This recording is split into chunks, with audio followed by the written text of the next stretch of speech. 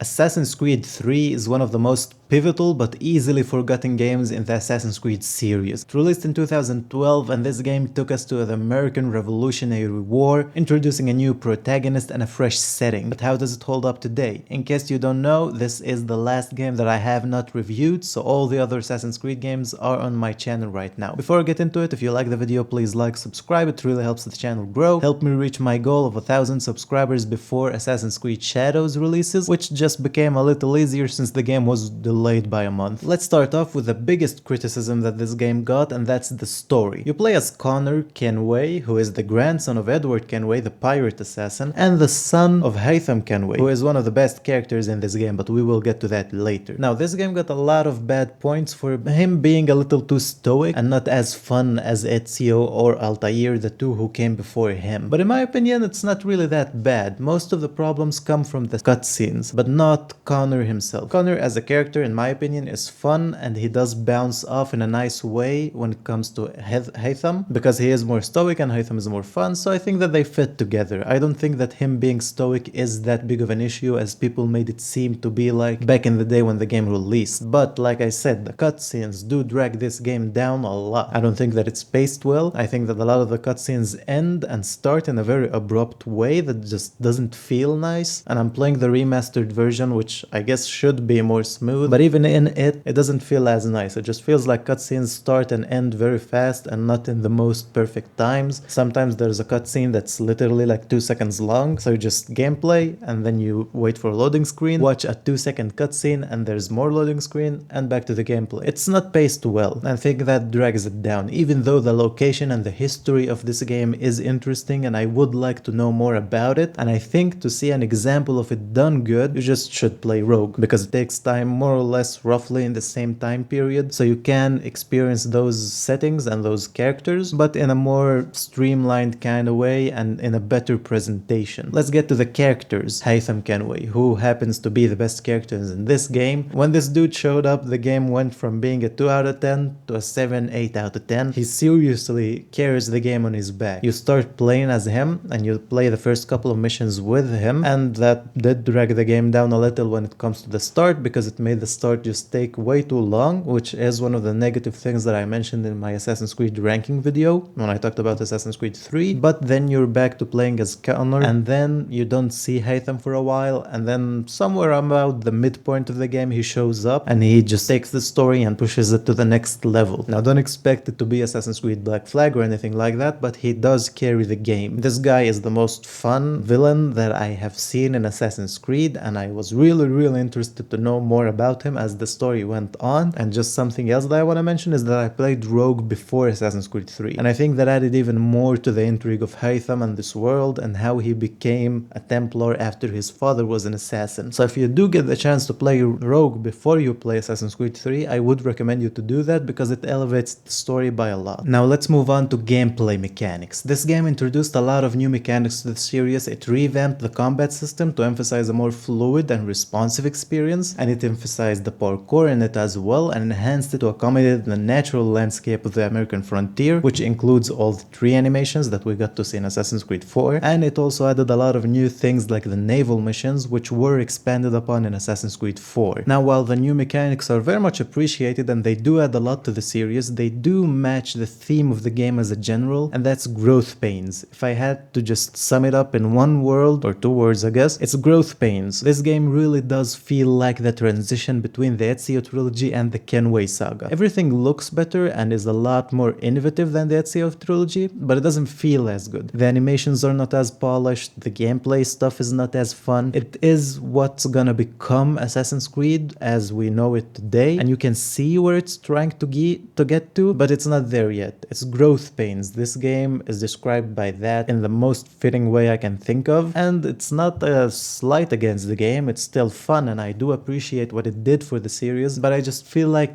other games did it better. The animations feel great and look great, but they're not as good as Black Flag. The naval missions are fun, but they're not as good as Black Flag. The characters are very interesting, but again, they're not as good as Black Flag. So this game does feel like a stepping stone when it comes to mechanics from the Ezio trilogy to the Black Flag trilogy, the Kenway saga, and I do think that that's why a lot of people forget about this game existing, because it's just not what they know. They are used to the new polished Assassin's Creed games that start with Assassin's Creed Black Flag, or they are oldies and they played the old games, so they know who Ezio is and they relate to him. But this is a transition period for the series, and I think it also shows in the mechanics of the game. When it comes to the design of the world and the game as general, again, there's a lot of growth pains, but you can see what it tried to become and what it became afterwards, so I do appreciate that in this game. Like I said, the naval missions were expanded upon in Black Flag. The street fight missions, there's regions in this game that you have to do little missions for to lower the influence of the Templars, and then when you get to a good enough level, you get to participate in a liberation mission which tasks you with assassinating a Templar leader in that area to liberate the area from the Templar control, which is just exactly what we had in Syndicate. So you can see where that led to. There's also the missions that you send your assassins on. It's kind of a mix between what we had in Ezio's trilogy, where you can send your assassins on missions, but it wasn't that deep. Every assassin was like an NPC, just a random NPC. In this game, you can actually talk with them, you build friendships with them. True, not too deep of a friendships, but there are characters. You can differentiate them from one another. So I feel like it expanded even that system. That's the whole theme of this game. Just take what worked and make it better and add even more to it. Same goes for the homestead missions. You have this main base in the game that you can do missions for and build on and expand, which I feel like also was a big stepping stone for just the RPGness of the game, where you can have your base, build it up, get NPCs to participate in it, sell goods that you get from it. There was a whole other system of game inside this Assassin's Creed game, and that's something that I feel like is missing a lot in the newer games, to be honest. I would love to have an extra system to like pay attention to while I play the main game. For example, like we had with Ezio with sending our assassins on missions, or in this game the Homestead, or in the next game Black Flag with the Kenway fleet. I miss Assassin's Creed games having this background system that you have to pay attention to from once in a while to get money from, and it expanded the world and made you feel like you are having an impact and you're not just a random assassin, you're a grandmaster assassin. So I would love to see that come back in Shadows, but that's more of a different topic for now. Point is that the Homestead missions are fun in this game, and they are an innovation that I really do appreciate, and I can see where it led to. Lastly, when it comes to Desmond's story, this is where it ends, the big finale for Desmond. I think it was paced well, done well. It's in a more interesting place than it was in the previous games, in my opinion. It's like this cave where you have to do parkour challenges to open up extra doors, and I did like the ending. It wasn't anything crazy. I think it was more interesting in Assassin's Creed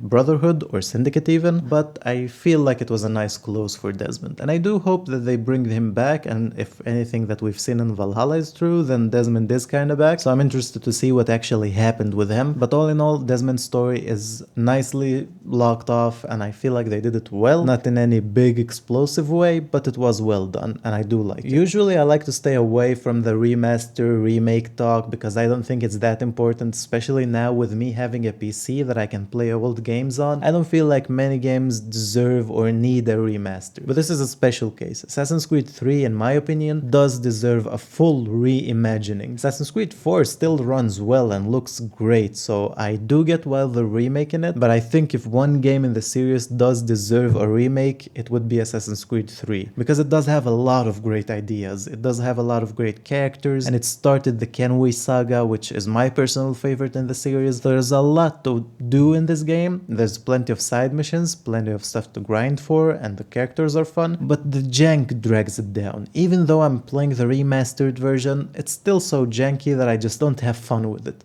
And that's the reason that it took me this long to make this video, even though I reviewed all the other games quite a long time ago, because I just couldn't bring myself to finish it. It was too boring. It was too much of a chore to play through this game, even though I do like the world and I do want to experience it. So if I had to choose one game in the series to reimagine fully, it would be Assassin's Creed 3. And it's a shame that, in my opinion, that's never gonna happen, maybe in like 20-30 years. But if it does one day, I think that this game will be one of the best in the series. As it stands hands right now. It's a fun Assassin's Creed game. If you haven't played it, I do think you should play it, especially now because it's cheap. And if you want to know how the story connects from Edward to Haytham to onwards, then this is a game that you should play, and I do think you will find it interesting, but you should be ready for the jank that comes with it. But you let me know what you think of this game. Am I being too dramatic? Do you think it is fun? Do you think it's better than the other games? In my opinion, it's not. I do prefer the Ezio saga or the Kenway saga over it, or even the new RPG saga, but it is a fun game and it does have its place in my heart, and I do feel like it needs more appreciation, which is why I'm making this video. But let me know what you think of it. On another note, Assassin's Creed Origins just got its update for Windows 11, which has been a pain because I haven't been able to play the game on Windows since I played it on PlayStation 5 back in the day, but I have my new PC and I would like to experience it in all its full glory on a gaming PC, so now I finally get to do that. So if you're interested in Assassin's Creed Origins videos, let me know because I'm playing through the game right now and it's seriously just so much fun. So if you do have the chance to play that as well, do that. And other than that, just thank you for watching. I will keep making Assassin's Creed videos. Again, if you like, please like, subscribe because it would really help me out. I do plan to reach the 1000 subscribers before Shadows I mean, and I really would love that. But either way, thank you for watching and sticking for this long in the video. As always, thank you for watching and have a nice day.